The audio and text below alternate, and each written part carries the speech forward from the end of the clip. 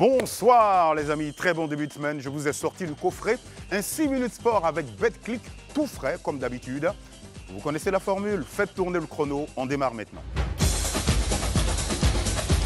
Dans l'actu de ce lundi, la tuile pour Haller, extase pour Cotonou. Ça y est, c'est officiel, le Bayer Leverkusen est sacré champion d'Allemagne, QV 2023-2024. Il manquait exactement 3 petits points aux hommes de Xabi Alonso. Ils les ont glanés aux dépens du Werder Brême hier dimanche, 5-0 à domicile. Cette victoire a au moins 2 significations.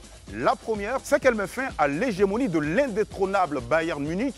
La deuxième, c'est qu'en 120 ans d'existence, c'est le tout premier championnat du club. Ce qui justement a plongé Odilon Cotonou dans l'extase. Par contre, pour l'ami Sébastien Haller, c'est carrément la tuile. Il s'est encore blessé à la cheville. Entrée titularisée pour la première fois depuis son retour de Cannes, Sébastien Haller s'est blessé à la cheville, quittant au bout de 10 minutes de jeu ses coéquipiers. On dira cette fichue cheville. Également dans l'actu, Evan Ndika va beaucoup mieux. Petite frayeur hier pour un autre international ivoirien. Ce dimanche, au cours du match Udinese AS Roma, Evan Ndika, le défenseur de la Louve, s'est allongé sur la pelouse, se plaignant de douleurs à la poitrine. Rapidement alerté, le secours l'ont conduit à l'hôpital alors qu'il était toujours conscient. Avec l'inquiétude qui régnait autour de l'état de santé de l'Ivoirien, une publication du club romain est venue rassurer tout le monde. L'équipe a rendu visite à Ndika à l'hôpital. Evan se sent mieux et est de bonne humeur. Il restera sous observation pour des tests à l'hôpital. Allez Evan, pouvait-on lire sur le compte X de l'AS Roma, même s'il doit encore passer des examens supplémentaires, son entraîneur Daniele De Rossi a expliqué que le pire était passé. D'ailleurs, tous ses coéquipiers ont pu lui rendre visite à l'hôpital. On dira donc plus de peur que de mal. Toute l'équipe de 6 minutes sport avec BetClick envoie beaucoup de force aux champions d'Afrique. Dans l'actu toujours, City prend 2 longueurs sur Arsenal et Liverpool. Dans la course au trône de Première Ligue, des surprises peuvent s'inviter comme on l'a vécu hier à Liverpool, battu 1-0 à domicile par Crystal Palace, ainsi qu'à Arsenal, corrigé par les Villains d'Aston Villa. À 6 journées de la fin du championnat, City peut donc se frotter les mains puisque la distance de 2 longueurs s'est poursuivante directe. City sera-t-il champion encore cette année? Il faut attendre la fin de la saison pour le savoir. À l'affiche, quart de finale retour de la Ligue des Champions, la pression monte. 2 grosses rencontres nous attendent, c'est mardi et mercredi. Catalans et Parisiens ouvrent le bal.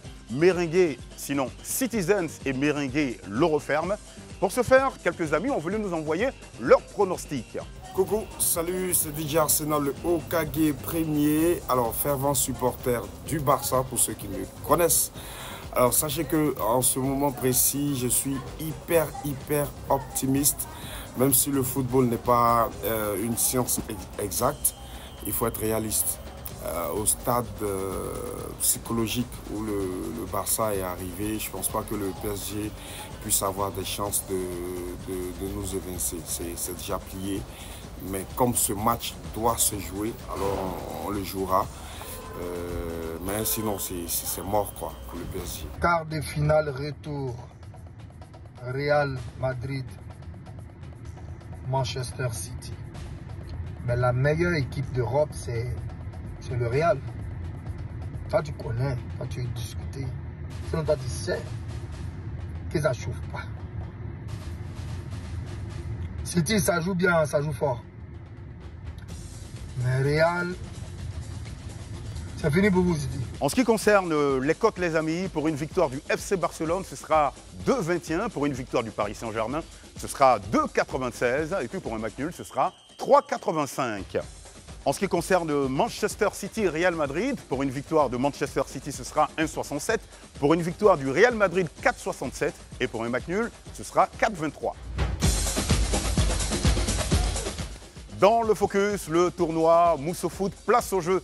Les vacances 2024 seront rythmées à l'ambiance du tournoi Mousso Foot qui vise à mettre en lumière le football féminin, non seulement, mais aussi à le rapprocher beaucoup plus du public. Pour cette saison, le vainqueur, sinon l'équipe vainqueur du tournoi empochera la somme de 2 millions, celle qui finira deuxième, la somme de 2 millions, et puis la troisième repartira avec 500 000 francs CFA. On dira qu'on ne fait qu'une petite pause pour nous retrouver seulement vendredi. D'ici là, portez-vous bien les amis. Salut!